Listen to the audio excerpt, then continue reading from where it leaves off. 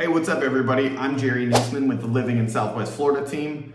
And if this is your first time on the channel, thanks for joining us.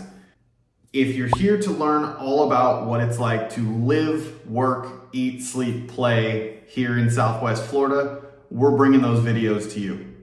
So make sure that you subscribe and click the bell so that you get notifications every time we upload a new video. So today we're going to talk about the pros and cons of living in Sarasota, Florida. So first, a little bit about Sarasota. It is a city on the Gulf Coast of Florida, so along the Gulf of Mexico. It is really renowned for its beaches more than anything. Always, every year it shows up on the best beaches in the world. 𝐿𝐴 is the biggest and most well-known of the beaches here in Sarasota. So very, very well known, but 𝐿𝐴 is not the only amazing beach in the Sarasota area. So we're gonna tell you a little bit about it. Tons of activities, amenities, great city. About an hour south of Tampa, if you're trying to figure out where it's at on a map. Hour south, you've got Fort Myers, about an hour south of that. So basically like where Tampa's at and kind of the tip, it's almost not quite halfway down between those. Population in Sarasota is about 55,000 according to the 2020 census, latest one out so far.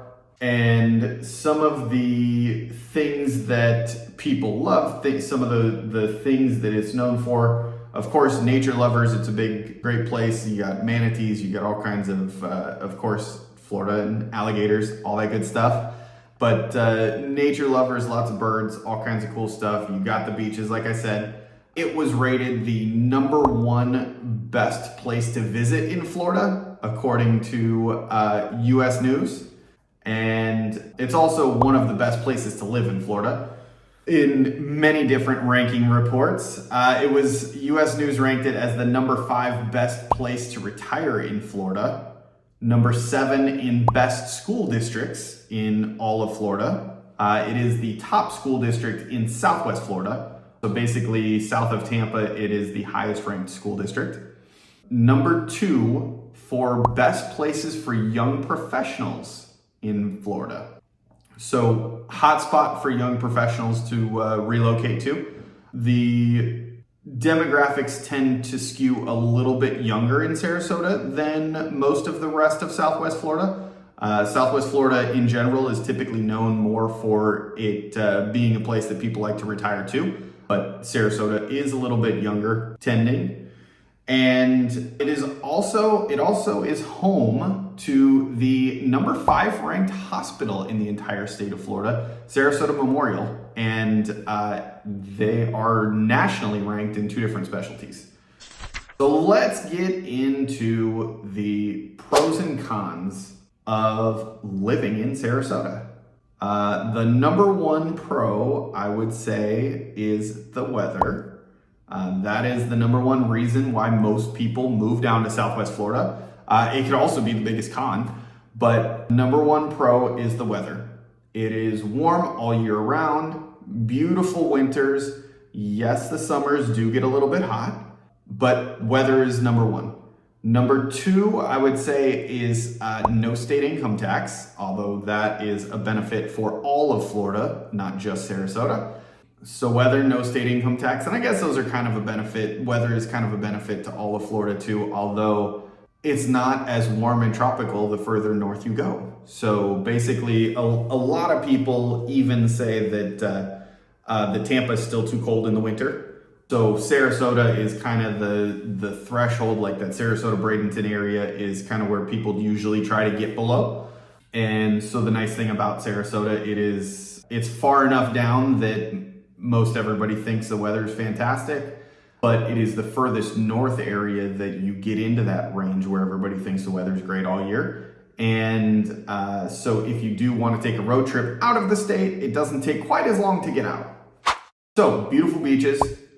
We talked about one of the top ranked hospitals in the state. And so quality healthcare is another big pro for Sarasota. Highest ranked healthcare in all of Southwest Florida.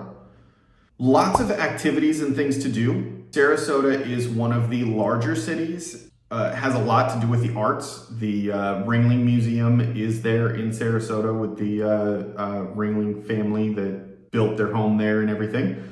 And lots of activities surrounding that. There's a ton of stuff in the downtown waterfront area. Lots of cultural activities and performing arts stuff, things to do there. And of course, tons of outdoor activities with the great weather.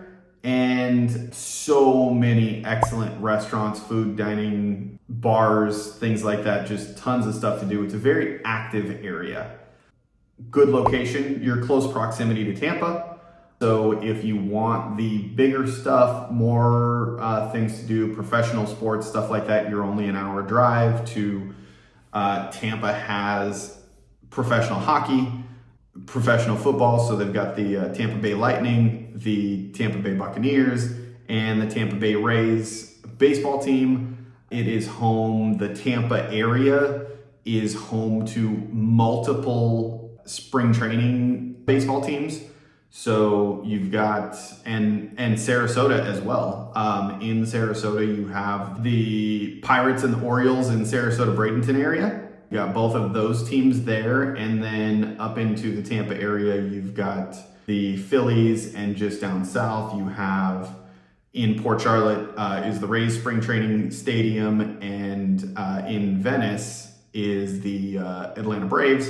And then down in Fort Myers, you have the Boston Red Sox and Minnesota Twins. So you've got tons of spring training activities nearby, plus like I said, the two teams right there in the Sarasota Bradenton area. And so lots of good stuff going on with that. Now, some of the cons.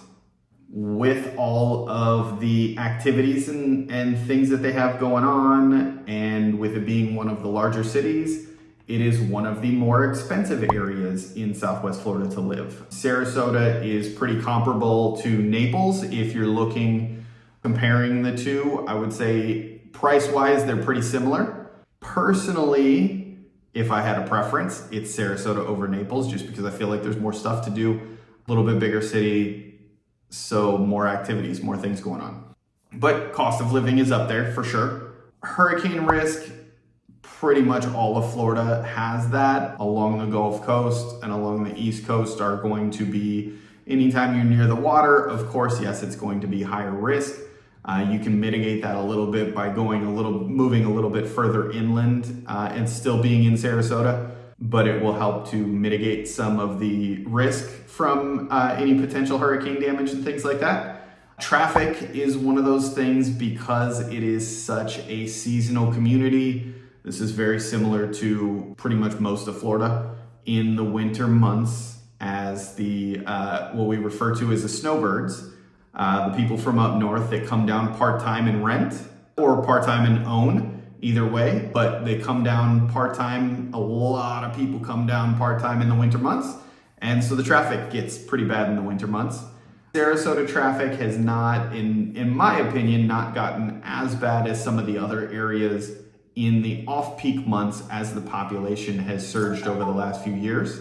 So snowbirds and tourists, of course, can be considered a negative. They're a big positive for the economy in Sarasota, but with that comes more traffic, more people at all of the things to do. So the restaurants get busier. You need to make sure you have reservations. The bars get busier. You may not get a seat or a table. The events, the shows, the activities get busier. The beaches get busier. So parking's harder to find. All of those things happen as the population surges during those winter months. So yes, for especially the full-time residents, many of them see it as a negative when the snowbirds come down because everything's just busier. So as we said, prices are high, real estate's getting more expensive, rentals are getting more expensive, and so those things tend to just make it less affordable and harder for people to survive, harder to find places. So if that's the case, there are some surrounding areas that are a little bit less expensive that you can still have quick and easy access to Sarasota.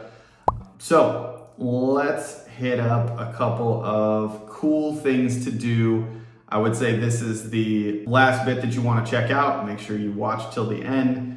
But these are the cool things to do in Sarasota. They've got a lot of really interesting attractions.